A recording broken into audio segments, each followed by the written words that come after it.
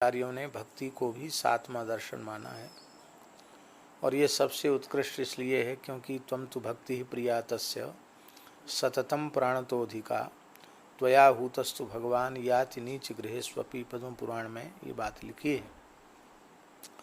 देवर्षि नारद जी कह रहे हैं कि हे भक्ति महारानी, आप भगवान की प्रियतमा हैं, भगवान को प्राणों से अधिक प्रिय हैं। आप जिस जीव के हृदय में प्रतिष्ठित होती हो, आपके द्वारा बुलाए जाने पर नीच से नीच के घर भी भगवान पहुंच जाते हैं। भक्ति वशः पुरुषः, परमात्मा भक्ति के अधीन है। भगवान अपने को भक्तों के अधीन बतलाते हैं। सर्वतंत्र स्वतंत्र होते हुए भी भगवान अपने को अहम भक्त पराधीनो ये स्वतंत्र द्विजो साधुभिर कृष्णदेव भक्ति भक्त जन प्रिया। इसलिए ये नारद भक्ति सूत्र प्रेम दर्शन है। देवर्षि नारद जी ने भक्ति की महिमा का इसमें प्रतिपादन किया है। पहला सूत्र है अथातो भक्तिम व्याख्यास्यामः। अथ अतः भक्तिम व्याख्यास्यामः।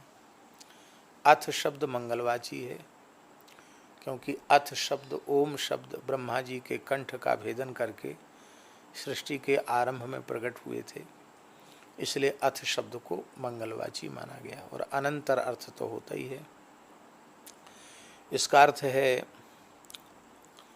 कि मैंने अन्यान्य सिद्धांत, नारद जी कह रहे हैं, मैंने अन्यान्य सिद्धांतों की तो खूब चर्चा करी ही है, लेकिन अब हमारी यह बात समझ में आ गई है कि बिना भक्ति का आश्रय लिए जीव का अत्यंत सहजता सरलता से कल्याण संभव नहीं है। तो इसलिए कल्याणकारिणी भक्ति है, जीव का परम हित संपादित करने वाली भक्ति है।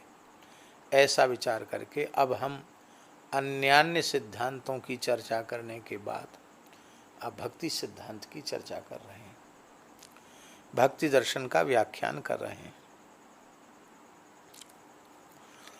तो भक्ति की परिभाषा क्या है? दूसरे सूत्र में कहते हैं सात्वस्मिन् परम प्रेम रूपा। सा माने सा भक्ति, अस्मिन् अस्मने अस्मिन् परमात्मनि परम प्रेम रूपा। वह भक्ति भगवान के प्रति जो परम प्रेम है वही भक्ति है। अपने आराध्य इष्ट परमात्मा के प्रति, श्री राम कृष्ण नारायण के प्रति जो परम प्रेम है, उस परम प्रेम को ही भक्ति कहा गया। परम प्रेम का तात्पर्य है कि भगवान में अनन्य प्रेम हो जाना।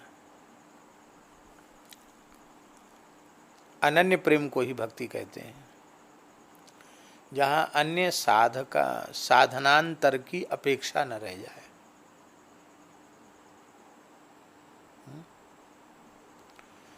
मेरे तो गिरधर गोपाल दूसरो न कोई, मेरे तो गिरधर गोपाल दूसरो न कोई। अब दूसरो न कोई ये अनन्याश्रय हो गया। ठीक इसी प्रकार से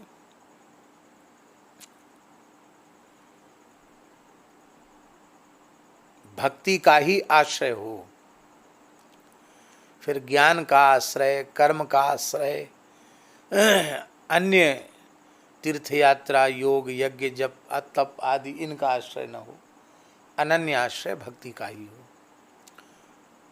इसका तात्पर्य है नहीं कि भक्ति में ज्ञान वर्जित है या भक्ति में कर्म वर्जित है। ज्ञान कर्म आदि जितने साधन हैं वे भक्ति के अधीन रहें, भक्ति के अंग बन करके रहें।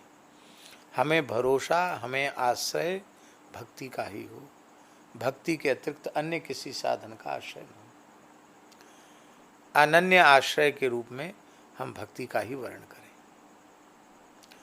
भक्ति के अतिरिक्त जो आश्रय हैं उसे अन्याश्रय मान करके त्याग दें। सारी ममता, सारी आसक्ति, समस्त पदार्थों से हटकर अपने प्रेमास्पद भगवान के प्रति हो जाना, भगवान के प्रति प्रेम हो जाना, उसी को अनन्य प्रेम कहते हैं। और वह अनन्य प्रेम ही भक्ति है। भक्ति का स्वरूप क्या है? तो तीसरे सूत्र में कहते हैं अमृत स्वरूपा च, वह भक्ति अमृत स्वरूपा है। अमृत स्वरूपा का अर्थ है वस्तुतः जीव को वास्तविक अमरत्व भक्ति ही प्रदान करती है। स्वर्ग के जो देवता हैं उन्हें अमरा, निर्जरा, देवा, स्त्रिदशा, विबुधा, सुरा, अमर कोश में लिखे हैं पर्यायवाची शब्द, अमर कहते हैं। अमराह पहले ही नाम है उनका, अमराह। अमराह करते हैं मरण वर्जिता, मरण वर्जित हैं, उनकी मृत्यु नहीं होती है। अमृतपान करके देवता अमर हो जाते हैं, लेकिन वस्तुतः जिस अमृत को पीकर देवता अमर होते वह अमृत भी भक्ति रूपी अमृत के सामने अत्यंत तुच्छ है। भक्ति रूपी अमृत का पान करने वाले अविनाशी परमात्मा को प्राप्त हो जाते हैं, अविनाशित्व को प्राप्त हो जाते हैं। कौन्तेय प्रतिजानी ही नमे भक्तः प्रणश्यति। तो भगवत तत्व का अपरोक्षानुभव करने वाले वह अविनाशी परमात्मा के ही स्वरूप को प्राप्त हो जाते हैं। अविनाशी को प्राप्त करके स्वयं भी अविनाशित्व को प्राप्त कर लेते हैं।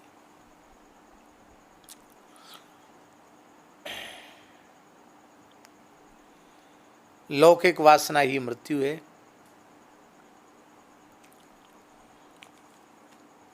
और भक्त में लौकिक वासना होती ही नहीं। जो भगवान का भक्त होगा उसमें लौकिक वासना नहीं होगी। लौकिक वासना का मतलब क्या है? सांसारिक का मतलब क्या है? हाँ, नहीं, लौकिक वासना का मतलब है मान, बड़ाई, पद, प्रतिष्ठा, रुपया, पैसा, कपड़ा लत्ता, ईंट पत्थर, ये सब लौकिक वासना ही। ऐसा हो जाए, मेरा ऐसा हो जाए, मेरा ऐसा नाम हो जाए, ऐसी कीर्ति हो जाए, अथवा मेरे बहुत अच्छा विवाह हो जाए, अच्छी पत्नी मिल जाए, अच्छे बच्चे हो जाएं, आज्ञाकारी पुत्र हो जाए, हमें बहुत ऊंची कोई प्रतिष्ठा मिल जाए, प्रधानमंत्री राष्ट्रपति बन जाए, इन सबको वासना कहते हैं। भगवत प्राप्ति के अतिरिक्त, भगवत सेवा के अतिरिक्त, भगवत प्रेम के अतिरिक्त अन्य किसी भी प्रकार की कामना, इच्छा, वासना का उदय होना वह वस्तुतः लौकिक वासना के ही अंतर्गत आता है। और लौकिक वासना का समाप्त हो जाना, इसी का नाम है अमरत्व की प्राप्ति हो जाना।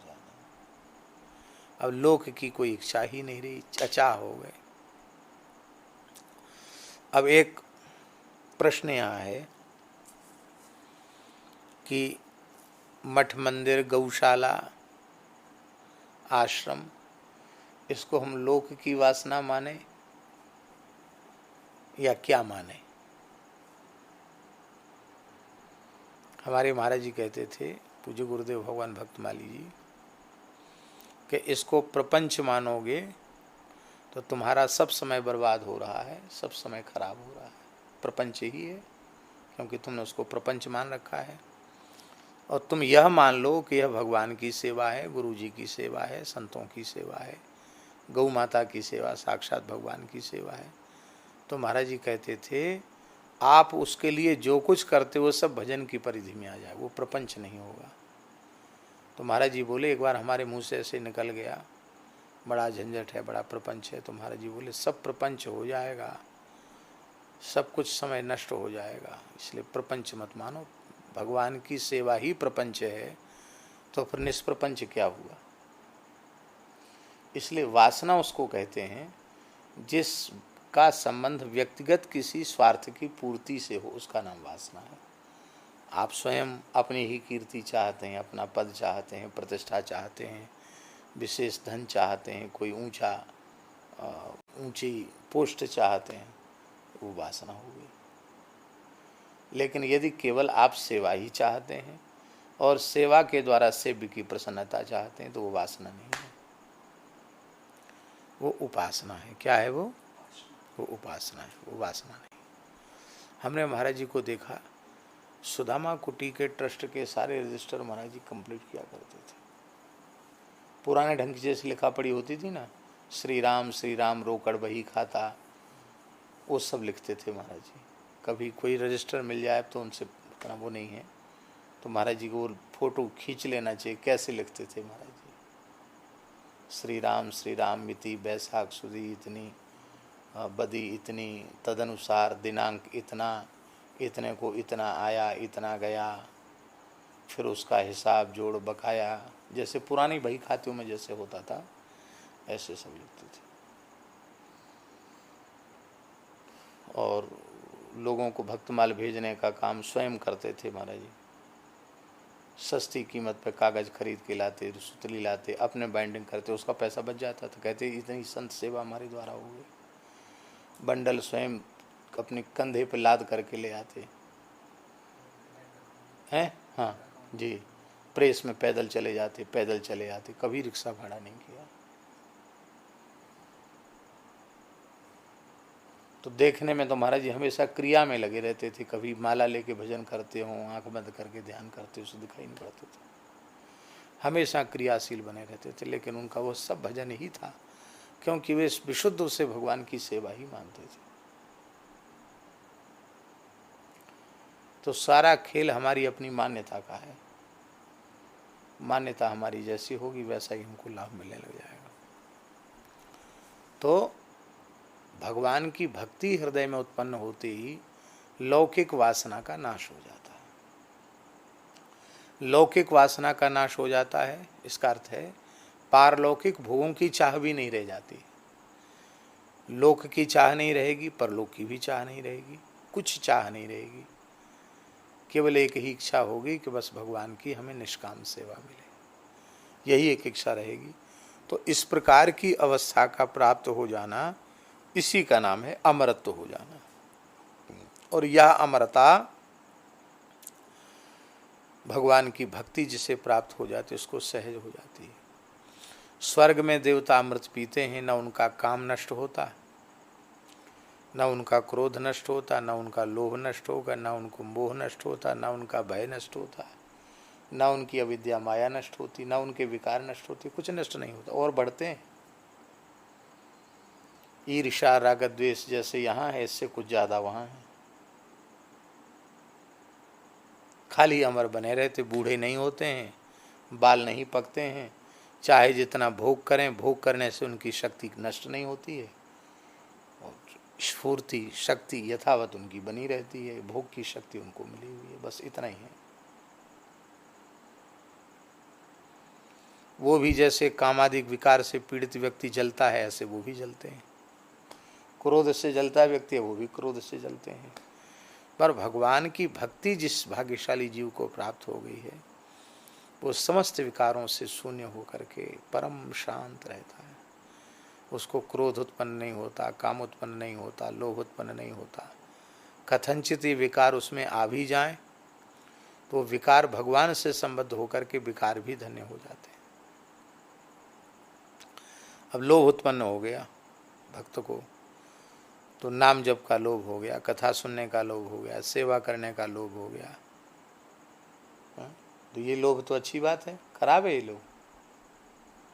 सेवा का लोभ किसी को जग जाए, नाम जप का लोभ जग जाए तो अच्छी बात है। अपने बुरी प्रवृत्तियों पर हमको क्रोध आने लग जाए और हम उनको अनुशासित कर दें तो ये क्रोध तो खराब नहीं, अच्छी बात है।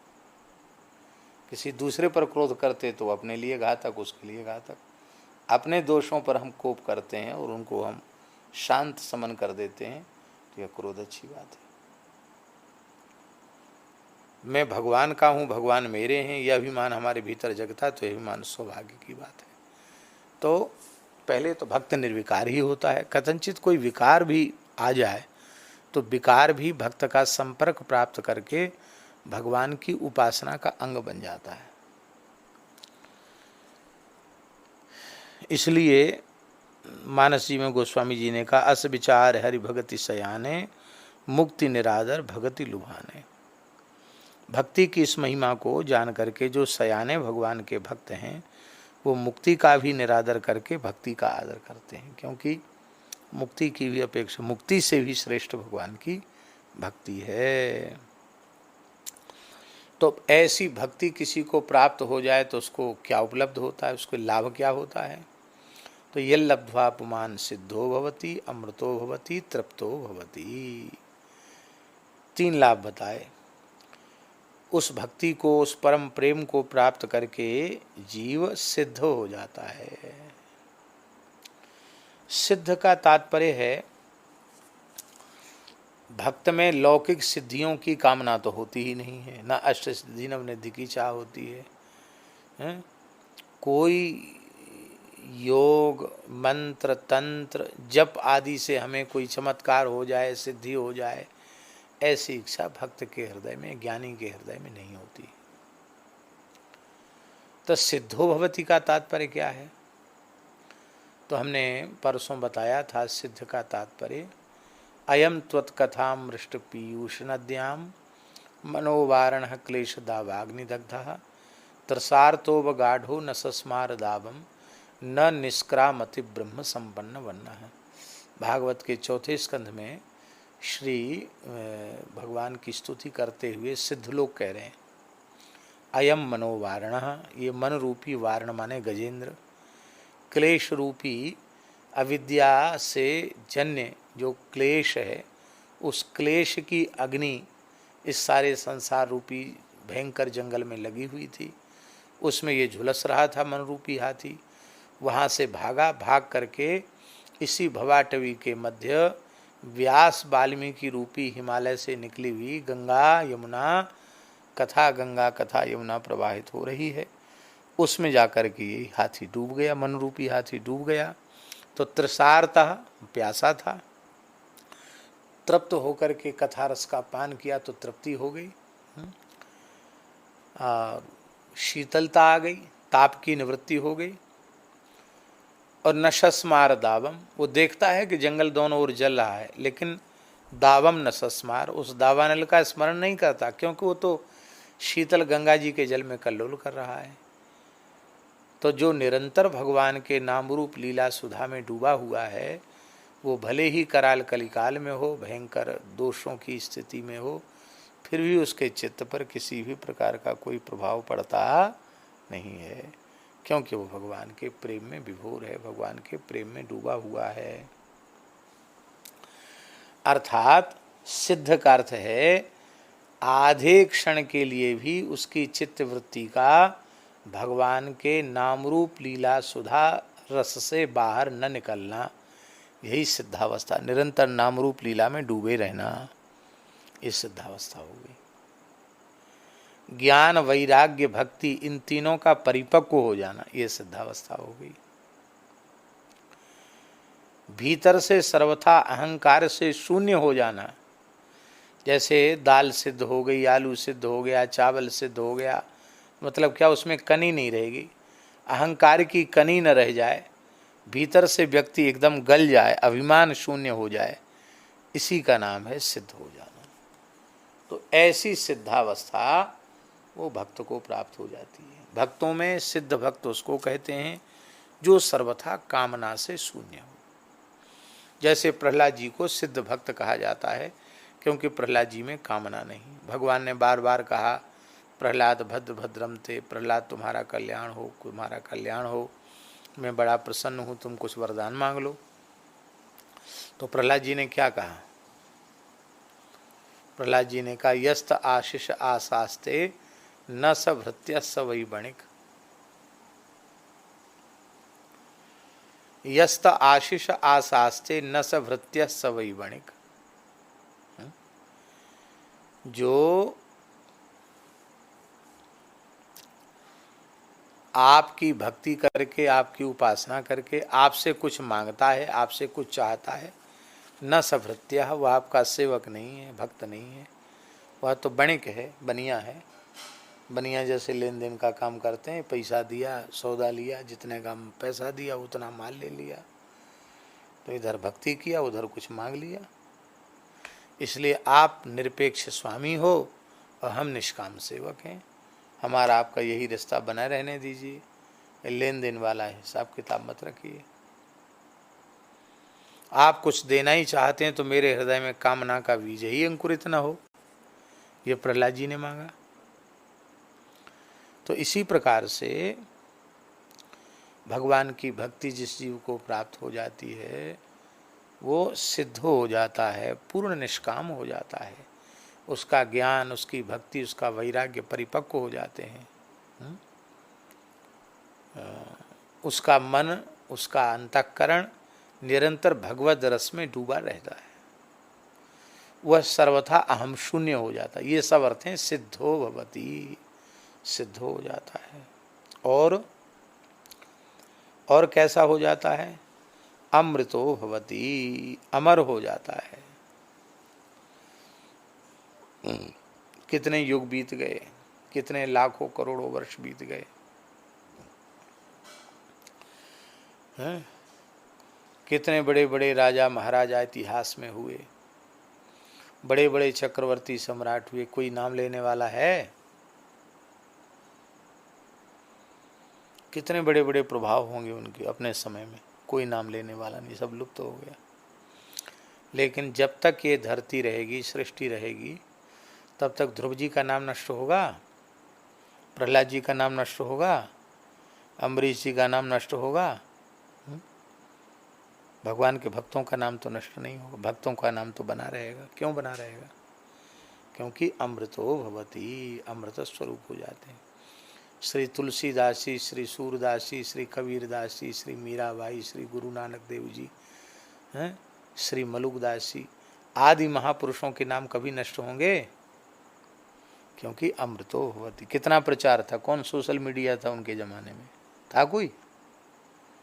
कितने बार अखबार में छपे, कितने बार टीवी में उनकी कथा आई। लेकिन जब तक सृष्टि रहेगी तब तक इनका नाम रहेगा, क्योंकि भगवान को प्राप्त करके अमृत स्वरूप हो गए, अमर हो जाते हैं। तृप्तो भवति, तृप्त हो जाता। तृप्त का अर्थ है जैसे आपको बड़ी जोर की भूख लगी थी और बड़े प्रेम से रामचेतन दास जी ने आपको परोस के जिमाया, लो पंडित जी और जीमो, खूब बढ़िया से खीर मालपुआ बढ़िया आग्रह कर करके जिमाया। अब इतना जीम लिया आपने कि आप तृप्त हो गए। अब तृप्त होने के बाद फिर कोई 56 भोग भी सामने रखे तो भी उसको देखने का मन नहीं करता। बढ़िया से तृप्त हो जाए व्यक्ति, मन तृप्त हो गया, अचाह हो जाए, फिर इच्छा नहीं रहती है।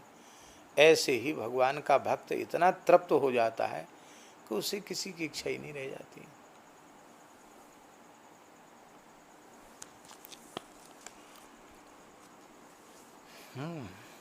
तृप्त हो जाता है।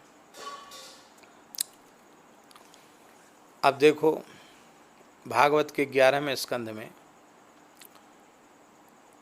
14वें अध्याय के 14वें श्लोक में न पारमेष्ठ्यम न महेन्द्रधिष्ण्यम न सार्वभौमं न रसाधिपत्यम न योग सिद्धिरपुनर्भवं वा मय्यर्पितात्मेच्छति मद विनान्यत।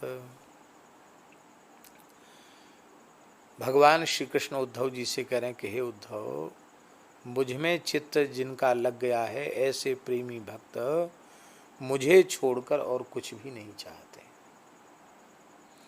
उनके सामने प्रस्ताव किया जाए कि चलो तुमको ही ब्रह्मा बना देते हैं, ब्रह्मा जी का पद ले लो, ब्रह्मा का पद भी नहीं चाहते। तो चलो तुम्हें इंद्र बना देते हैं, बोले इंद्र का पद ले लो, इंद्र का पद भी नहीं चाहते। तो ठीक है फिर चक्रवर्ती राजा बन जाओ, सम्राट बन जाओ, बोले सम्राट का पद भी नहीं चाहते। अच्छा जिस लोक के तुम राजा बनना चाहो उस लोक का तुमको राजा बना देते हैं, बोले नहीं चाहिए। योग की सिद्धियां ले लो, नहीं चाहिए। तो साहित्य आदि मोक्ष ले लो, बोले नहीं चाहिए। वह तो केवल मेरी निष्काम सेवा ही चाहते हैं, मेरी सेवा के अतिरिक्त और कुछ भी नहीं चाहते हैं।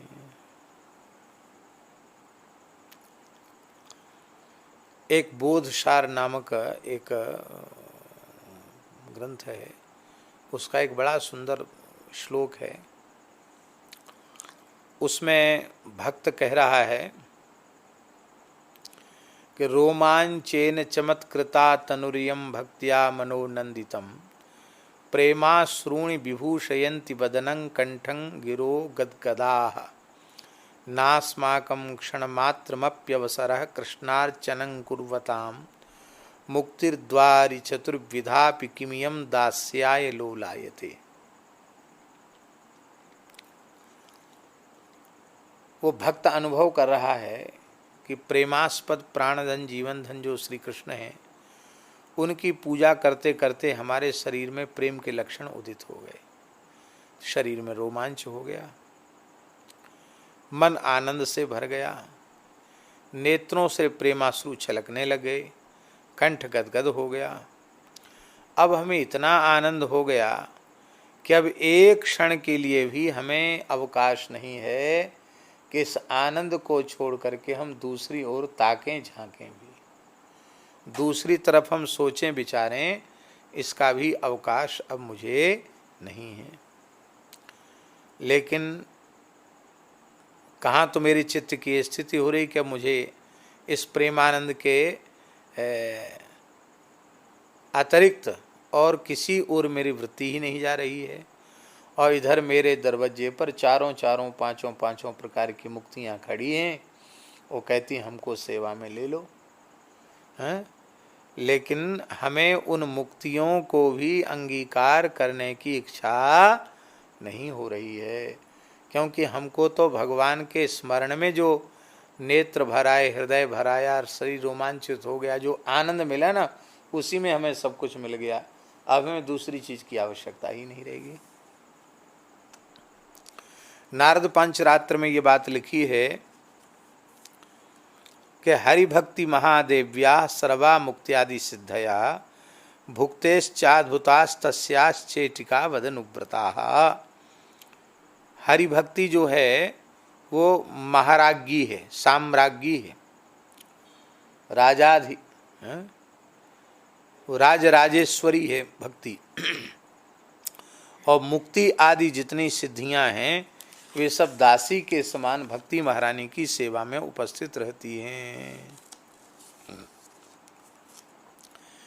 इसलिए यदि भक्ति नहीं है तो जीव केवल ज्ञान के द्वारा संसार चक्र से मुक्त नहीं हो सकता।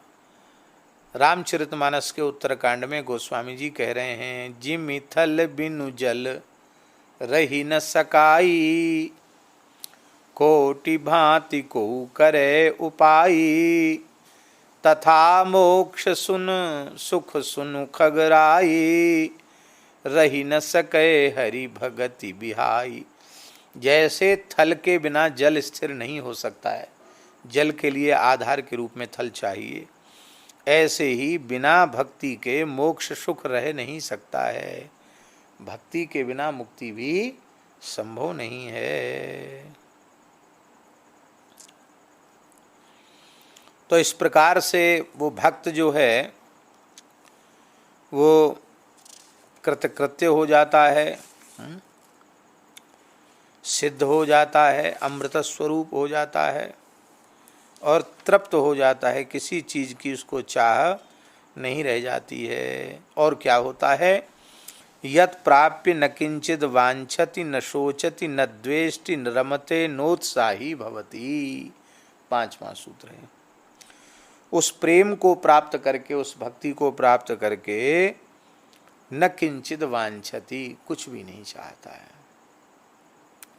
न शोचति, शोक भी नहीं करता है, न द्वेष्टि, द्वेष भी नहीं करता है, न रमते, शोक भी नहीं करता है और किसी से द्वेष भी नहीं करता है, और न रमते, और न कहीं उसका मन भी रमण करता है, कहीं करता है विषय में, भगवत अतिरिक्त किसी विषय में उसका मन रमण करता नहीं है। और नोत्साही भवति, उसको संसार के विषय भोग के प्रति उत्साह भी नहीं रह जाता है।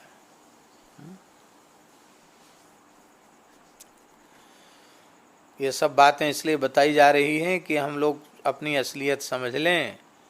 केवल भक्ति के चिन्ह मात्र धारण कर रहे हैं, अभी हमारे हृदय में भक्ति नहीं है, क्योंकि संसार की कामनाएं भी बनी हुई हैं, वासनाएं भी बनी हुई हैं, और राग द्वेष काम क्रोध सभी तो भरे हुए हैं। क्या कमी है? किसी चीज़ की कमी है?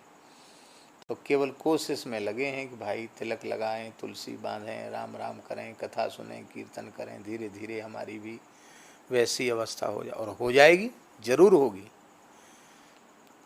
ये इसलिए हमें अपने मन में अनुभव करना चाहिए, अहंकार के लिए नहीं, इसमें अनुभव करना चाहिए कि आपकी अवस्था क्या है। 30 वर्ष की होगी, 35 वर्ष की होगी, हैं? 30 वर्ष की अवस्था है। आपकी अवस्था के 30 वर्ष के लड़कों की अंतःकरण की स्थिति कैसी होती है? तटस्थ भाव से देखो तो आपको मोबाइल फोन भी अच्छा नहीं लगता, भले ही हमारा मन निर्विकार न हुआ हो, लेकिन ये बात तो समझ में आ गई कि इनमें उटपटांग चीज आती हैं, उटपटांग चीज देखते हैं, चित्त बिगड़ता है, ये हमको नहीं देखना। ये मन में आता कि नहीं? और आपकी अवस्था के लड़के दिन रात ऐसी ऐसी चीजें देखते हैं कि जो आप कभी कल्पना भी नहीं कर सकते। तो उनके खान पान, उच्छृंखल व्यवहार, उनकी अवस्था और आपकी अवस्था में अंतर है कि नहीं?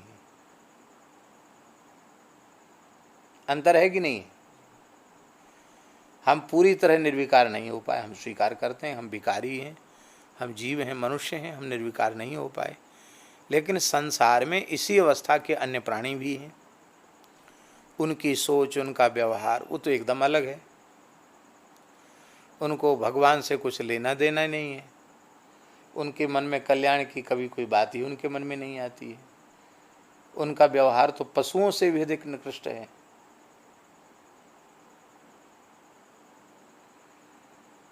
तो भगवान ने कितनी करुणा की है, उनकी अपेक्षा तो हमको बहुत अच्छी स्थिति में भगवान ने रखा है। तो हम भी एक समय उसी स्थिति में थे, उस स्थिति से निकालकर भगवान हमको यहाँ ले आए। यहाँ आ गए तो जिन भगवान की कृपा करुणा ने हमको संसार से, अविद्या माया से, उस नरक कुंड से निकाल करके, मलमूत्र के गड्ढे से निकाल के भगवान ने करुणा करके यहाँ हमको रखा है। भगवान ने कृपा करके, करुणा करके भगवान ने हमको रखा है। तो ऐसे ही अब भगवान की कृपा जब हमें यहाँ तक ले आई, तो भगवान की कृपा करुणा ही हमको भगवान के चरणों तक ले जाएगी। इस विश्वास के साथ साधन करना। पर हम कोशिश ही न करें, हम प्रयास ही न करें। हम कहें सतानंद पूरब जाओ, सतानंद कहें हम तो पश्चिम जाएंगे। हम कहें 4 बजे उठो, तुम कहें हम तो 6 बजे उठेंगे। तो फिर तो तुम अपने आप को धोखा दे रहे हो। तुम क्या लाभ ले रहे हो? कोई लाभ नहीं ले रहे, तुम धोखा दे रहे हो। व्यक्ति को स्वयं सावधान होना पड़ेगा। आप यह नहीं कर सकते कि अमुक सावधान हो तब हम सावधान। अब अमुक गड्ढे में गिरा तो हम भी गड्ढे में गिर जाएंगे क्या? कोई गड्ढे में गिरे, हमको गड्ढे में नहीं गिरना है। ये निश्चय करेंगे तो काम बनेगा, नहीं तो काम थोड़ी बनेगा। यही बात कही जा रही है कि भक्ति हमारे में है, ये अहंकार नहीं। भक्ति कहते इसको हैं, ऐसा हम समझ करके हम इस प्रकार की भक्ति को प्राप्त करने के लिए प्रयत्नशील हो जाएं। इसकी प्राप्ति के लिए हमारा जैसा जीवन बनना चाहिए वैसा जीवन हमारा बनना शुरू हो जाए, ये अर्थ है। तो यत् प्राप्य न किंचित वांछति न शोचति न द्वेष्टि न रमते नोत्साही भवति।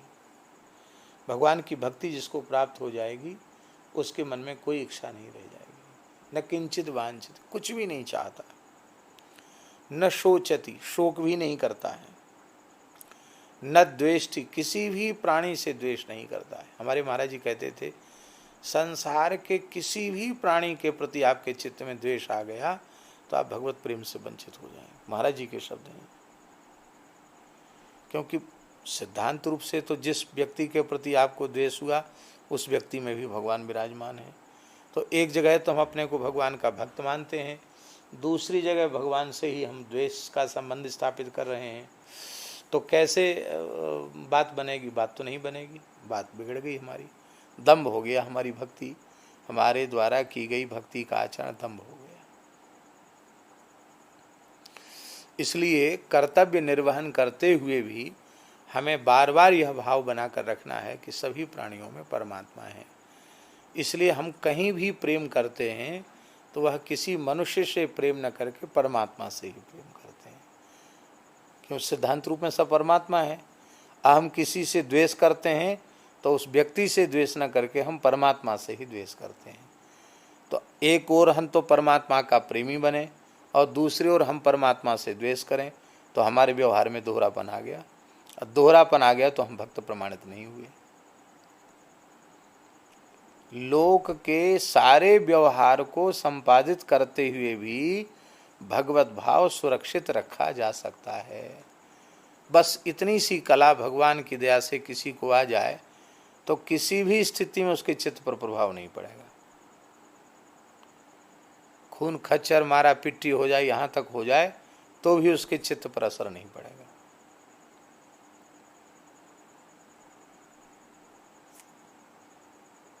एक क्षण भी हमारे चित्त पर संसार का प्रभाव नहीं पड़ना चाहिए, क्योंकि न शोचति, भक्त शोक नहीं करता, न द्वेष्टि, द्वेष भी नहीं करता है, और न रमते, किसी चीज में रमता भी नहीं है। कोई चीज उसको अच्छी नहीं लगती है। भगवान अच्छे लगने लग गए फिर उसको कोई चीज सुहावनी नहीं लगती है, किसी चीज में उसका आकर्षण नहीं रह जाता है। नोत्साही भवति, फिर किसी कार्य के प्रति उसके मन में उत्साह रह जाता, किसी कार्य के प्रति उत्साह भी नहीं रह जाता। किसी कार्य का मतलब है भगवत सेवा का कार्य नहीं, लौकिक कार्य, कि चलें जमीन खरीद लेते हैं, फ्लैट बना के बेच लेते हैं, चलो धंधा कर लेते हैं, कुछ ब्याज पर पैसा बांट देते हैं, कोई फैक्ट्री खोल लेते हैं, ये सब उत्साह, इन सब कामों में उसका उत्साह नहीं रह जाता। केवल सेवा और भजन, बस इसी में उसका भाव रहता है। इसलिए छठे स्कंद में सुखदेव जी महाराज ने कहा है भागवत जी में, यस्य भक्तिर भगवती हरौ निःश्रेयसेश्वरे विक्रीडितो मृताम भोदो किम क्षुद्रई खातकोदकई। क्या बढ़िया बात। कहते हैं साक्षात जो कल्याण के अधिपति भगवान श्री हरि हैं, उनके चरणों में जिस भाग्यशाली जीव को निष्काम प्रेम हो गया, वह व्यक्ति तो अमृत के समुद्र में खेल रहा है। एक बूंद अमृत मिलना मुश्किल है, और अमृत का समुद्र किसी को मिल जाए तो कितने सौभाग्य की बात है। तो जो व्यक्ति अमृत के समुद्र जिसको मिल गया हो, वो गड्ढों में कीच भरी है, बदबू आ रही है, गंदा पानी भरा है, गटर का पानी भरा है, उसमें क्यों जाना चाहेगा? जो अमृत के समुद्र में कल्लोल कर रहा है, वो गंदे पानी के पोखरे में नहीं प्रवेश करना चाहेगा। ठीक इसी प्रकार से भगवान का प्रेम जिसे प्राप्त हो गया है, संसार के रूप रसगंध शब्द स्पर्श के भोग विषय पदार्थ, संसार का व्यवहार गंदे पानी से भरे गड्ढों के जैसा उसके समझ में आएगा, उसकी वृत्ति उस ओर जाएगी नहीं। विनय पत्रिका में गोस्वामी तुलसीदास जी महाराज ने क्या कहा? बोले, चहो न सुगति सुमति संपत्ति कछु, रिधि सिद्धि विपुल बड़ाई, हेतु रहित अनुराग राम पद, बढ़ अनुदिन अधिकाई। गोस्वामी जी कह रहे हैं कि हे प्रभु, मुझे उत्तम गति नहीं चाहिए, बहुत उत्तम बुद्धि भी नहीं चाहिए कि हम हजारों लाखों श्लोक कंठस्थ कर लें, बड़े वक्ता बन जाएं, वो बुद्धि भी हमको नहीं चाहिए। रिद्धि भी नहीं चाहिए, सिद्धि भी नहीं चाहिए, संपत्ति भी नहीं चाहिए, हमारी खूब बड़ाई हो, हमारी जय जयकार हो, ये इच्छा भी हमारी नहीं है। बस एक ही इच्छा है, हे रघुनाथ जी, आपके चरण कमलों में अनुदिन माने प्रतिदिन और अनुक्षण प्रतिक्षण हमारा प्रेम बढ़ता चला जाए, अधिक से अधिक प्रेम आपके चरणों में हमें होता चला जाए, बस इतना ही हमें चाहिए।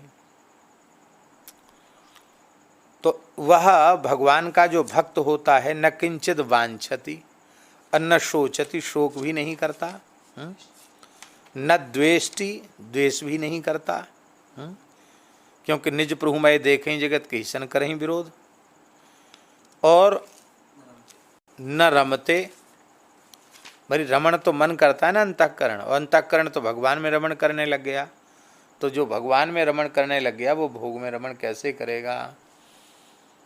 गोपियों ने यही तो कहा, ऊधो मन न भय 10-20, एक हो तो सो गयो श्याम संग को अपराध है इस। एक जो था वो तो भगवान के संग चला गया, अब उस दूसरा तो हमारे पास है नहीं, कौन दूसरे की उपासना करे। तो इस प्रकार से भगवान का भक्त यो न हृष्यति न द्वेष्टि न शोचति न कांक्षति, शुभाशुभ परित्यागी भक्ति मान्य समे प्रिय, न हृष्यति, संसार की कोई चीज मिल जाए तो उससे प्रसन्न भी नहीं होता, द्वेष भी नहीं करता, शोक भी नहीं करता, न कुछ चाहता है, शुभ अशुभ दोनों का ही परित्याग कर देता है। केवल मेरी भक्ति से युक्त होकर के वह ऐसा जो मेरा भक्त है वह मुझे अत्यंत प्रिय है। यज ज्ञात्वा मत्तो भवति स्तब्धो भवति आत्मा रामो भवति, यज ज्ञात्वा उस भक्ति को प्राप्त करके, भक्ति तत्व का बोध जिसको हो जाता है, स्तब्धो भवति, स्तब्ध हो जाता है। स्तब्ध जानते हैं किसको कहते हैं? चलो स्थिर ही समझ लो, जड़वत हो जाना। स्तब्ध माने जड़वत हो जाना, हिलना डुलना बंद कर दिया, ऐसे जड़वत हो गया। अर्थात ज्ञानेन्द्रिय, कर्मेंद्रिय और अंतरेंद्रिय, अंतरेंद्रिय कौन है? हाँ, मन बुद्धि चित्त अहंकार, इन सब का चांचल्य से रहित हो जाना, इसी को कहते स्तब्ध। देह इंद्रिय मन आदि सब अचंचल हो जाते हैं, शांत हो जाते हैं। स्तब्धो भवति माने शांत हो जाता है, चंचलता नहीं रह जाती है। मत्तो भवति, मतवाला हो जाता है प्रेम में। प्रेम मलुकदासी कहते हैं, प्रेम प्याला पीवते बिछरे सब साथी, बिसरे सब साथी, 8 प्रहर झूमत रहो ज्यों मद माता हाथी।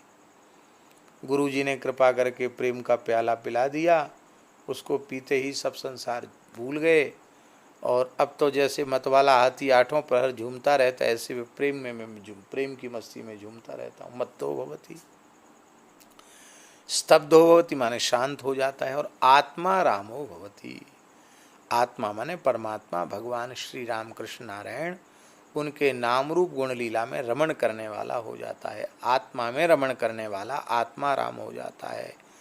आत्मा राम आप्त काम पूर्ण काम परम निष्काम हो जाता है। नवयोगीश्वरों ने क्या कहा निमि महाराज से? शृण्वन् सुभद्राणि रथांग पाणे, जन्मानि कर्माणि च यानि लोके, गीतानि नामानि तदर्थकानि, गायन् विलज्यो विचरेद संगा। भगवान के परम मंगलमय चरित्रों को, रथांग पाणी चक्रधारी भगवान के परम मंगलमय सुंदर हैं उनके लीला चरित्रों का गान करता हुआ, श्रवण करता हुआ, और गायन गाता हुआ, बिलज्जा लज्जा रहित होकर के, असंग होकर के भक्त विचरण करता है। एवं व्रतः, इस प्रकार का व्रत जब ले लेता है, प्रतिज्ञा कर लेता है, तो स्वप्रिय नाम कीर्त्या, इस प्रकार से जब वह निश्चय कर लेता है कि भगवान के नाम रूप लीला गुणगान को छोड़ करके अन्य किसी कार्य में हमें प्रवृत्त होना ही नहीं है, बस निरंतर यही करना है। बैठ जाओ बाबूजी, निरंतर यही करना है, ऐसा जब अपने मन में सोच लेता है तो जातानुराग, बारंबार इसका मतलब है खूब नाम जप करे, खूब नाम कीर्तन करे, खूब कथा सुने और खूब भगवान के सुंदर सुंदर चरित्रों को गाए। ऐसा जब बारंबार करेगा तो जातानुराग, उसके हृदय में अनुराग उत्पन्न हो जाएगा। स्वप्रिय नाम कीर्त्या, भगवान के नाम कीर्तन से प्रेम प्रकट हो जाएगा। द्रवित चित्त जो है पिघलने लग जाएगा, अनुराग प्रकट हो जाएगा तो चित्त द्रवीभूत हो जाएगा। और जब चित्त द्रवीभूत हो जाएगा तो कभी उच्च स्वर से प्रेम में विभोर होकर गाने लग जाएगा, कभी भगवान की लीलाओं का अनुभव करके हंसने लग जाएगा। हसत्यथो, हंसने लग जाए। रोदति, कभी रोने लग जाएगा। और रौति, रौति माने उच्च स्वरेणा वयति, उच्च स्वर से पुकारने लग जाएगा भगवान को। गोपाल, राघव, माधव कह के पुकारने लग जाएगा। उन्माद वन नृत्यति, कभी कभी उन्मत्त की तरह प्रेम में विभोर होकर नाचने लग जाएगा। इस प्रकार से भगवान का भक्त हो जाता है। ये 6 सूत्र हुए। अब 7वां सूत्र है, सा न कामय माना निरोध रूपत्वात्। कितनी बढ़िया बात नारद जी 7वें सूत्र में कह रहे हैं कि सा न कामय माना, सा भक्ति ही कामय माना न, वो भक्ति कामना से युक्त नहीं है।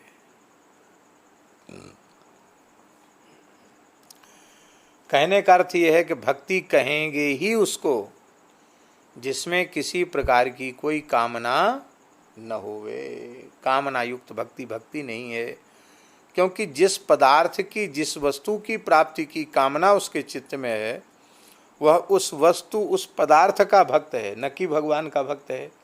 भगवान की भक्ति तो माध्यम बन गई, और साध्य तो उसको वह संसार की वस्तु हो गई, तो भक्त भगवान का नहीं। जैसे किसी को ने पुत्र प्राप्ति के लिए भगवान की भक्ति की, तो भक्ति तो वो पुत्र की कर रहा है, भगवान की भक्ति तो माध्यम हो गई। ध्यान में ही बात, जो वस्तु चाहिए उस वस्तु का भक्त है वो, तो भगवान का भक्त, भगवान तो माध्यम हो गए। तो अविनाशी भगवान की भक्ति तो माध्यम बन जाए और विनाशी संसार की वस्तुएं लक्ष्य बन जाएं, ये भक्ति नहीं है। अविनाशी शरीर, विनाशी शरीर माध्यम बने और अविनाशी परमात्मा के अविनाशी प्रेम की प्राप्ति लक्ष्य बने, इसको भक्ति कहेंगे। तो सा न कामय माना, वह भक्ति कामय माना माने कामना युक्त नहीं है। क्यों? क्योंकि निरोध रूपत्वात्, क्योंकि वह निरोध स्वरूपा है। निरोध स्वरूपा का अर्थ है परम त्यागमयी है भक्ति, उसमें किसी कामना का उदय ही नहीं होता है। निरोध क्या है? अब निरोध की परिभाषा 8वें सूत्र में देंगे। निरोध कहते किसको हैं? भगवान कपिल व देवहूति माता से कह रहे हैं कि सालोक्य सार्ष्टि सामीप्य सारूप्यैकत्वमप्यत दीयमानम न गृह्णन्ति बिना मत सेवनम जनाः। बिना मत सेवनम जनाः, मेरी सेवा के बिना मेरे भक्त सालोक्य सामीप्य सार्ष्टि सारूप्य एकत्व, ये 5 प्रकार के मोक्ष मैं उन्हें बारंबार देता हूँ, पर वे लेते नहीं। वे कहते हमें तो केवल आप अपने चरण कमलों की सेवा ही प्रदान करें। तो निरोधस्तु लोक वेद व्यापारन्यासः, लौकिक वैदिक समस्त कर्मों के त्याग को ही निरोध कहते हैं।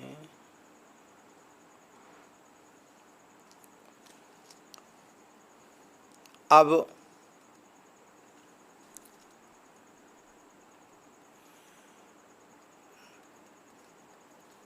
ये बात क्यों कही जा रही है कि निरोध का अर्थ लोक और वेद, इनके व्यापार का न्यास अर्थात त्याग, इसको निरोध कहते हैं। देखो, जब हम प्रयास पूर्वक कर्म त्यागते हैं तो उस कर्म के त्याग का दोष हमको लगता है।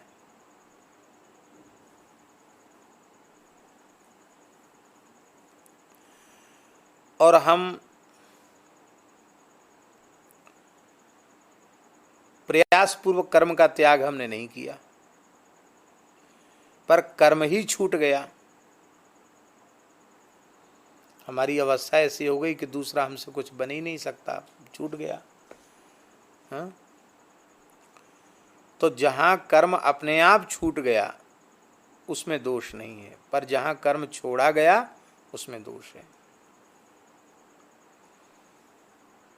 अब देखो, प्रातः संध्या से रात्रि में किए गए पाप नष्ट हो गए, मध्याह्न संध्या से अन्नकृत दोष नष्ट हो गए, उच्छिष्टादि का दोष खत्म हो गया, सायंकालीन संध्या से दिन में जाने अनजाने किए गए अपराध नष्ट हो गए। ठीक है, यही त्रिकाल संध्या है। अब भगवान नाम की महिमा कितनी है। एक बार धोखे से भगवान नाम जिसकी जिह्वा से निकल गया, अनंतानंत जन्मों की पाप राशि जलकर तत्काल भस्म हो गई। अब द्वारा पाप उसे छुएगा नहीं।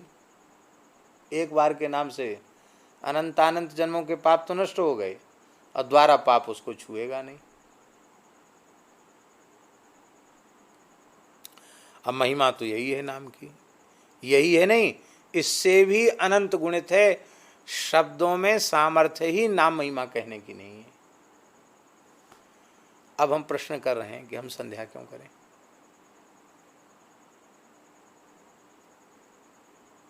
भाई, जब नाम से ही सारे पाप नष्ट हो रहे हैं और पाप करने की शक्ति पापी में उतनी नहीं है, नाम में पापों के नाश की जितनी सामर्थ्य है उतनी शक्ति पापी में पाप करने की नहीं है, तो बहुत ही अच्छी बात है। फिर तो नाम ही हम जप लिया करें। संध्या उपासन आदि में पंचपात्र लाओ, आसन लाओ, ये लाओ, वो लाओ, पवित्री लाओ, कुश ही ना तू या संध्या तिल ही नम तू तर्पणम, लो साहब, सब चीज़ों की ज़रूरत है। मोटक लाओ, ये लाओ, वो लाओ, अब कुछ चीज़ की ज़रूरत ही नहीं। राम राम करो खाली, सब काम खत्म। भाई, पाप नष्ट ही तो हो रहे हैं ना संध्या से, इससे भी तो और ज़्यादा हो रहे हैं।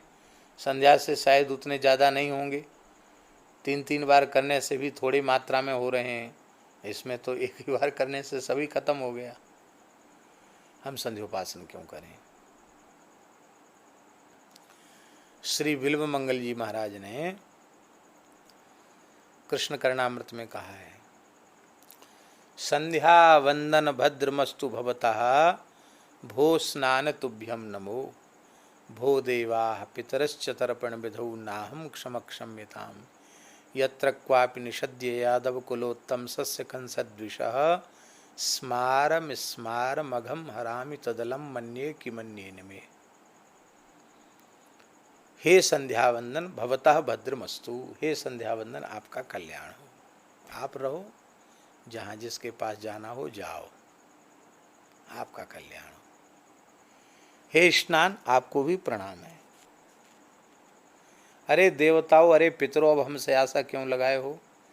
अब न हम देवताओं के लिए अर्च्यामी अर्च्यामी कर सकते हैं, न स्वाहा स्वाहा कर सकते हैं, न पितरों के लिए स्वधा कर सकते हैं, न तर्पयामी तर्पयामी कर सकते हैं। अरे बोले भाई, संध्या गायत्री तर्पण ये सब छोड़ दोगे तो तुम्हारा पाप नाश कैसे होगा। बोले पाप नाश की बात है ना, तो यत्र क्वापि निषद्य, चाहे जहाँ बैठकर, जहाँ मन लग जाए वहीं बैठ जाओ। यादव कुलोत्तम सस्य कंसद्विषः, यादव कुल में जो उत्पन्न हैं, ऐसे जो भगवान श्री कृष्ण हैं, उनके मंगलमय नाम रूप गुण लीला का स्मारम स्मारम स्मरण कर करके अघम हरामि, हम अपने सारे पापों को का हरण कर रहे हैं, नष्ट कर रहे हैं। तत् अलम, तो मेरे पाप नाश के लिए नाम ही पर्याप्त है। मन्ये कि मन्येन में, अब अन्य से मुझे कोई प्रयोजन नहीं है, अन्य किसी कर्म से प्रयोजन नहीं है।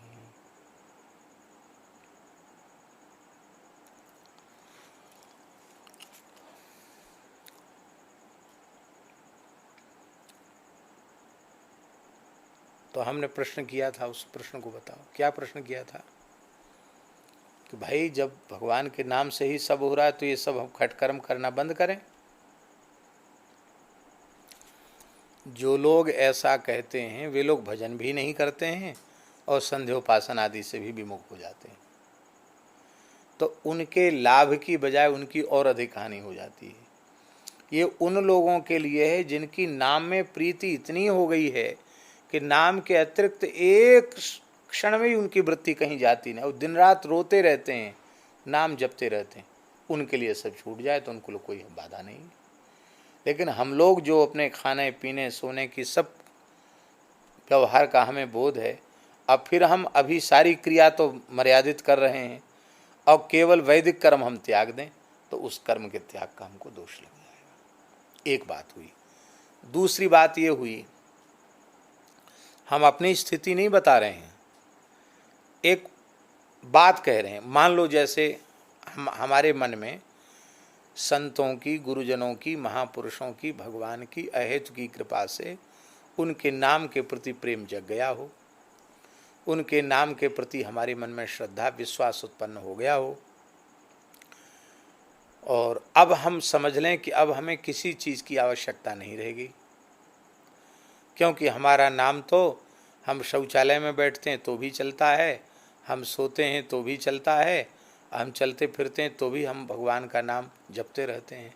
ऐसा हम अपने मन में सोच लें तो अब हमें आवश्यकता नहीं है कि हम फिर सवेरे जल्दी 4 बजे जगें, क्योंकि जब नाम चल ही रहा है तो चाहे सोते रहो चाहे जगते रहो, फिर चाहे नहाओ और चाहे मत नहाओ, फिर चाहे शुद्धि करो या शुद्धि न करो,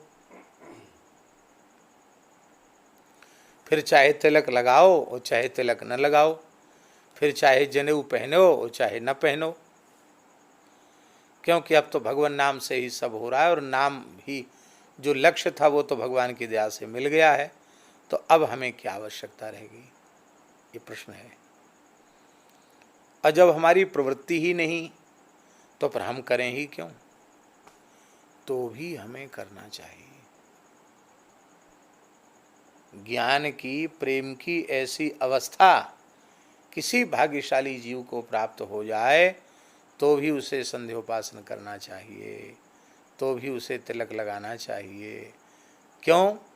मान लो हमने ऐसा किया, हम ऐसा करने लग जाएं तो हमारी तो स्थिति वो हो गई है, और आप लोग जो हमारे निकट रहते हैं वो, उनकी तो मौज आ गई, वाह जी वाह, वो क्या है, अब तो गुरुजी बिना नहाए खा लेते हैं, अब तो हम भी खाएं बिना नहाए, अब तो गुरुजी को तिलक की ज़रूरत नहीं रहेगी, अब हम भी तिलक न लगावें, अब गुरुजी संध्या नहीं करते तो हम भी संध्या न करें।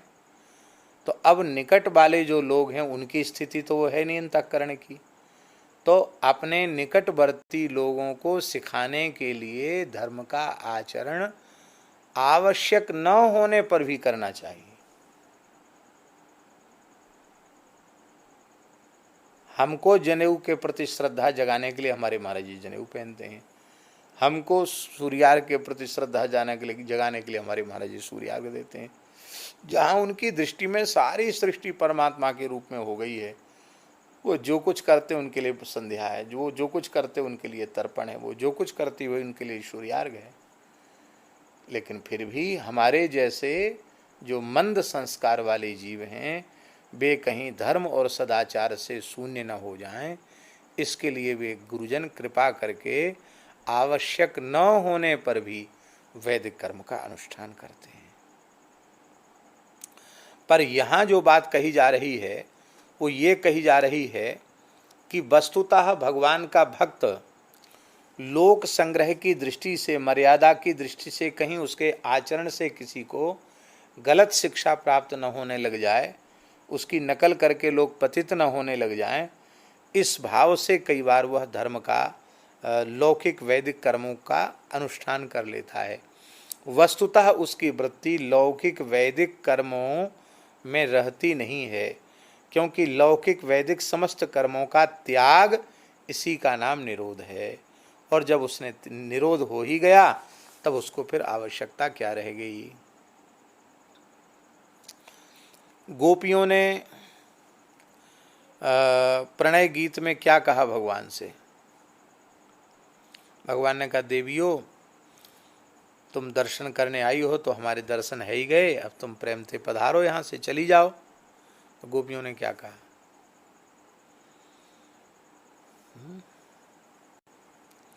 चित्तम सुखेन भवतापहृतं गृहेषु यन्निर्विशत्युत करावपि गृह्य कृत्ये पादौ पदम न चलितस्तव पादमूलाद् यामः कथम ब्रजमथो करवाम किं वा।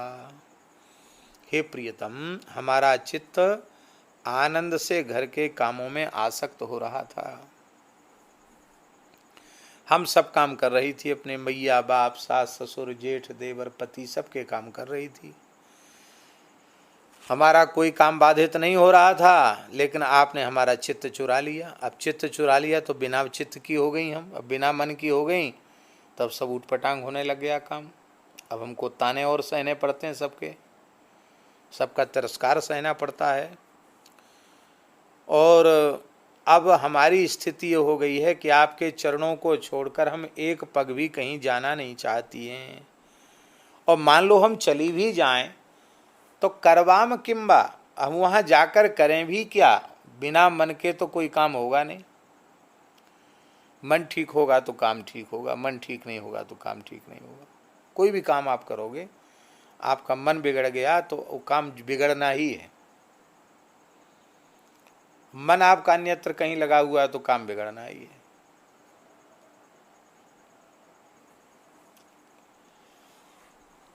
तो गोपियों के कहने का भाव यह है कि हमारे चित्त को आपने जैसे प्रेम से सुखपूर्वक चुरा लिया है, तो ऐसे हमारे चित्त को वापस कर दो। हम अपना चित्त लेके घर जाएं तो कम से कम घर के काम के लायक तो रही आवेंगी। घर के काम लायक भी आपने रहने नहीं दिया, और यहाँ कहते कि जाओ चली जाओ। अब कहाँ जाएं हम? तो भगवान सर्वसमर्थ हैं, पर अपने प्रेमियों के चित्त को चुराने के बाद फिर उसे वापस करने में समर्थ नहीं है। जिसका चित्त भगवान चुरा लेते हैं फिर उसको उसका चित्त वापस नहीं दे पाते हैं। तो ऐसी भगवान की भक्ति है।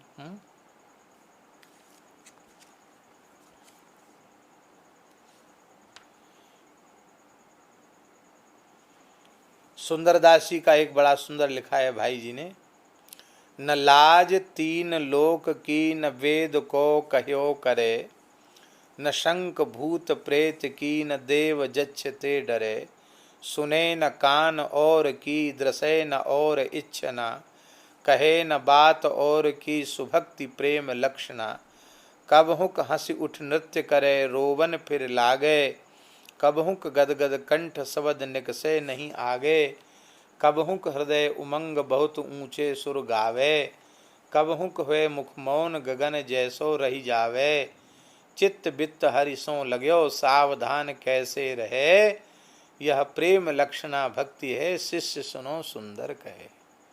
सुंदरदास जी वैश्य कुल में उत्पन्न हुए, बड़े उच्च कोटि के भक्त हुए। क्यों बाबूजी? सुंदरदास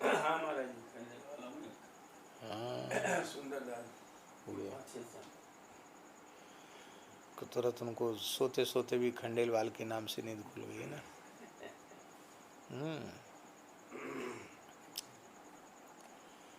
तो इसलिए भगवान में अनन्यता और उनके प्रतिकूल विषय में उदासीनता, इसको निरोध कहते हैं। भगवान में अनन्य प्रेम हो जाना और जिस विषय का संबंध भगवान से नहीं है उसके प्रति उदासीन हो जाना, इसी का नाम है निरोध। अन्याश्रयाणाम त्यागो अनन्यता, भक्ति में अनन्यता बहुत जरूरी है। जैसे पतिव्रता नारी सर्वतो भावेन अपने पति को ही सब कुछ मानती है, पति के अतिरिक्त कोई पुरुष मात्र उसके चित्तवृत्ति में रहता नहीं है, ऐसे ही भक्त के भीतर भगवान के अतिरिक्त और कोई चित्त में रहना नहीं चाहिए। अन्याश्रयाणाम त्यागो अनन्यता, अपने प्रियतम भगवान के आश्रय को छोड़कर किसी भी दूसरे आश्रय का सर्वथा त्याग कर देना, इसी का नाम है अनन्यता। उत्तम के अस बस मन माही, सपने हूँ अन्य पुरुष जग नहीं। प्रीतम छवि नयनन बसी, पर छवि कहाँ समाए, भरी सराय रहीम लखी आप पथिक फिर जाए। किसी धर्मशाला में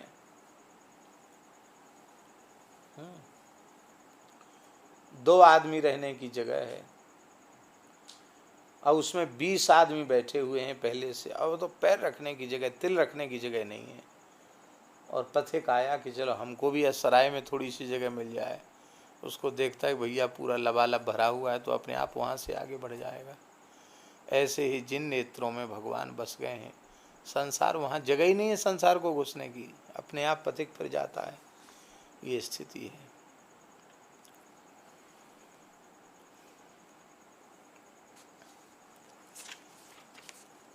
अनन्यता कब आती है साधक में? जब उसकी सद्गुरु निष्ठा पुष्ट हो जाती है। गुरु निष्ठा के बिना अनन्यता आती नहीं है।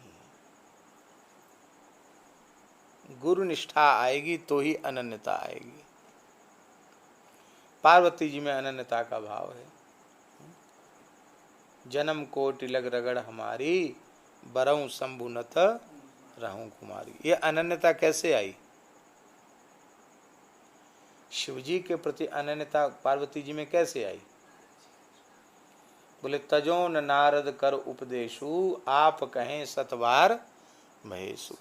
जिन शंकर जी की प्राप्ति के लिए वो तपस्या कर रही हैं, वो शंकर जी 100 बार प्रकट होकर दर्शन दें और कहें कि तुम्हारे गुरु नारद जी ने जो बताया है वो गलत है, उसको छोड़ दो, तब हम प्रसन्न होंगे। बोले आप प्रसन्न भले ही मत हो, पर हम गुरु जी की बात नहीं टाल सकते। आप मिलो चाहे बिल्कुल मत मिलो, पर गुरु जी ने जो कह दिया मानेंगे वही। तो गुरु निष्ठा के बिना, गुरु वचनों में पूर्ण प्रतीति विश्वास के बिना अनन्यता आती नहीं। तो यदि हम भक्ति में अनन्यता चाहते हैं तो उसकी पहली शर्त है कि हम सद्गुरु भगवान के चरणों में अत्यंत निर्मल निष्काम भाव से, निश्चलता पूर्वक, निष्कपटता पूर्वक अपना समर्पण कर दें। उनके द्वारा दी गई साधन की आज्ञा को भगवदाज्ञा मान करके प्राणपन से निश्चय करें कि उसे हमें पूरा करना ही है। और जैसे हमने परसों कहा था ना, कल ही कहा था कि आज्ञा नहीं मिलती, आज्ञा के साथ आज्ञा पालन की सामर्थ्य भी मिलती है, पर वो मिलेगी उसी को जो अधिकारी होगा। अधिकारी नहीं होगा तो कहाँ से मिलेगी?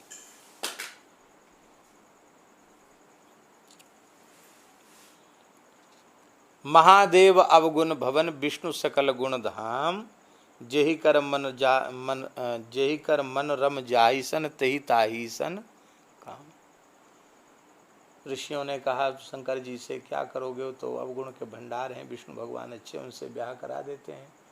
पार्वती जी बोले देख लो, कान खोल के सुन लो महाराज, शंकर जी सारे अवगुणों के भंडार हैं, अब विष्णु भगवान गुणों के भंडार हैं, पर जिसका मन जिससे रम गया उसको उसी से काम है। हम तो शंकर जी चाहिए, भले हमको गुण अवगुण देखने ही नहीं, शंकर जी चाहिए हमको।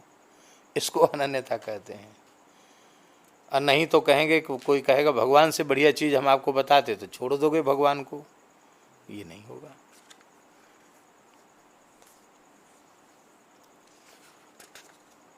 इसलिए एक भरोसा, एक बल, एक आस विश्वास, एक राम घनश्याम हित चातक तुलसीदास।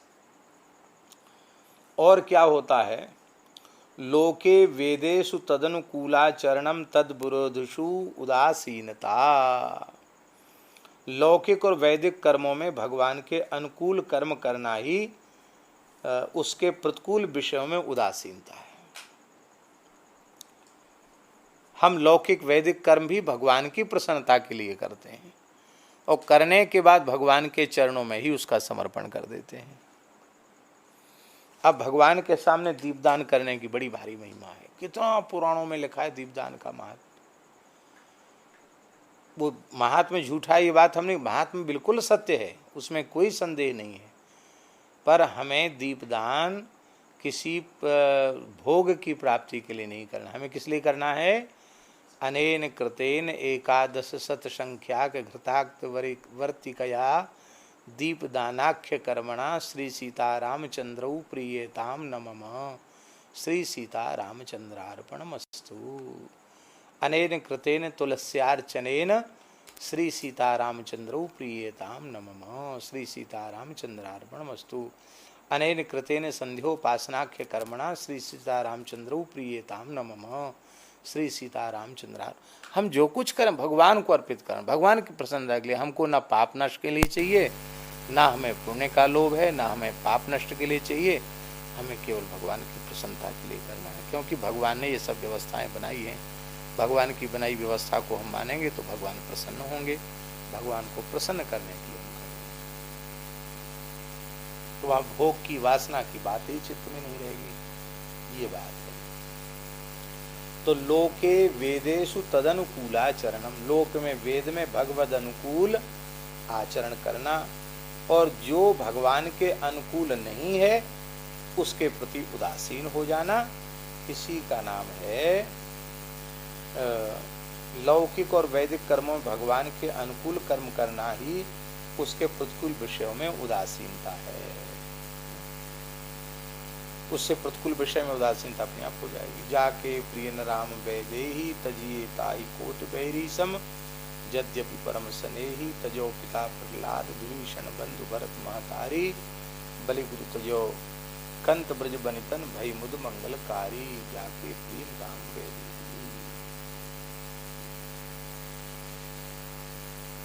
चार प्रकार के कर्म होते हैं, नित्य, नैमित्तिक, काम्य और निषिद्ध।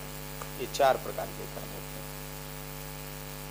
इनमें मद्य मांस सेवन चोरी व्यभिचार ये निषिद्ध कर्म है, सबके लिए त्याज्य है।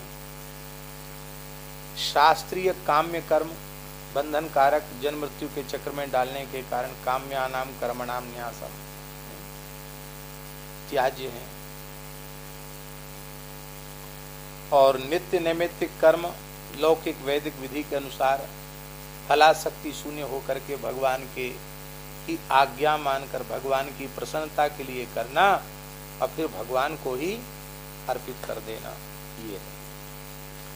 भवतु निश्चय दार्ढ्यादूर्ध्वम शास्त्र रक्षणम, 12वां सूत्र है। इसका अर्थ है, बस ये 12वां सूत्र करके पूरा कर देते हैं। विधि निषेध से अतीत लोक अलौकिक प्रेम की प्राप्ति करने का मन में दृढ़ निश्चय पहले हो जाए। भवतु निश्चय दार्ढ्यात ऊर्ध्वम शास्त्र रक्षणम, क्या बढ़िया बात नारी जी कह रहे हैं।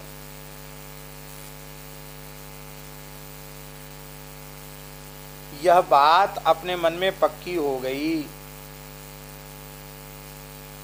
कि सामान्य विधि निषेध से भगवान की भक्ति बहुत ऊपर है, भगवत प्रेम अलौकिक है। इस बात का निश्चय हो जाने के बाद भी शास्त्र की रक्षा हमें करनी चाहिए, अर्थात भगवद अनुकूल शास्त्रोक्त कर्म हमें करने चाहिए, उनका त्याग नहीं करना चाहिए। और वो बात हमने बताई कि भगवत प्रेम में विभोर हो गया, त्याग किया नहीं गया, त्याग हो गया, छूट गया, तो उसमें बाधा नहीं है। इसलिए तस्मात् शास्त्रम प्रमाणम थे कार्याकार्य व्यवस्थितो ज्ञात्वा शास्त्र बनाओ विधानोक्तम कर्म कर तुम हसी, ये बात गीता में कही गई है। शास्त्र विधि के अनुसार कर्म करो, कोई व्यक्ति विशेष उसमें प्रमाण नहीं है। अन्यथा पातित्याशंकया, ऐसे ही आप कर्म का त्याग करोगे तो पतित हो जाओगे, और होता ऐसा ही है। निष्ठा तो कहीं भी उनकी दृढ़ नहीं हो पाई, और खाली भक्ति की बात सुन करके सब छोड़ दिया और मुक्त हो गया। तो बोले हम तो भक्त हो गए, अब क्या जरूरत है हमको, सर्वधर्मान परित्यज्य। तो उधर से भी गए, इधर से भी चले गए। इसलिए नारद जी कहते हैं अन्यथा पातित्याशंकया, यदि शास्त्र के अनुकूल कर्म नहीं करोगे निष्काम भाव से भगवत प्रीत्यर्थ, तो तुम्हारे नीचे गिरने की संभावना पक्की बनी रहेगी। और प्रायः होता है ऐसे, नीचे गिर जाते हैं, फिर वो अपने स्वरूप को बाहर से बचाने के लिए दम्भ पूर्वक कुछ न कुछ हैं कुछ दूसरे ही, और दूसरों के सामने बस छल कपट दम्भ से अपने को प्रमाणित करते रह जाते। तो कुछ उल्लू तो सिद्ध हो जाएगा, रुपया पैसा मिल जाएगा, कुछ मान बढ़ाई भी मिल जाएगी, लेकिन हम भगवत प्रेम से वंचित रह, हम आत्म कल्याण से वंचित रह जाएंगे। हम दूसरे को धोखा नहीं दे रहे हैं, हम अपने आप को ही धोखा दे रहे हैं, स्वयं ही अपने आप को नीचे गिरा रहे हैं। इसलिए यह शास्त्र विधि मुत्सृज्य वर्तते कामकारतः न सिद्धि वाप्नोति न सुखम न परांगतिम लोकोपि तावदेव किंतु भोजनादि व्यापारस्त्वा शरीराधारणावधि। लौकिक कर्मों को भी तब तक करना चाहिए जब तक बाह्य ज्ञान बना हुआ है। बाह्य ज्ञान समाप्त हो गया तो लौकिक कर्म भी छूट गए। पर बोले भाई भोजन आदि कैसे होगा, और तो सब छोड़ दिया, भोजन छोड़ दिया क्या? बोले भोजनादि कार्य जब तक शरीर है तब तक अपने आप होते रहेंगे, शरीर है तो शरीर अपना आहार लेता रहेगा, भोजन करता रहेगा। इसका मतलब है कि भगवान के प्रेमी भक्त आहार में भी प्रवृत्त नहीं होते, वो तो उनके सामने भोजन आ गया कर लिया।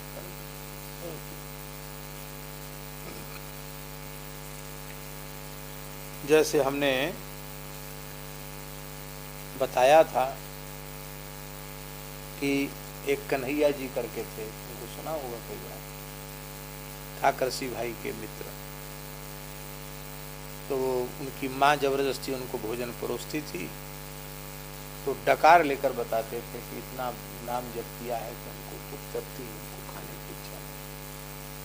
हठपूर्वक माँ भोजन पर परोसती थी, 2-2, 3-3 दिन बिना भोजन के हो जाता है, जंगल ही में ही 3-3 दिन से तो माता पिता पकड़ के लाके भोजन कराते।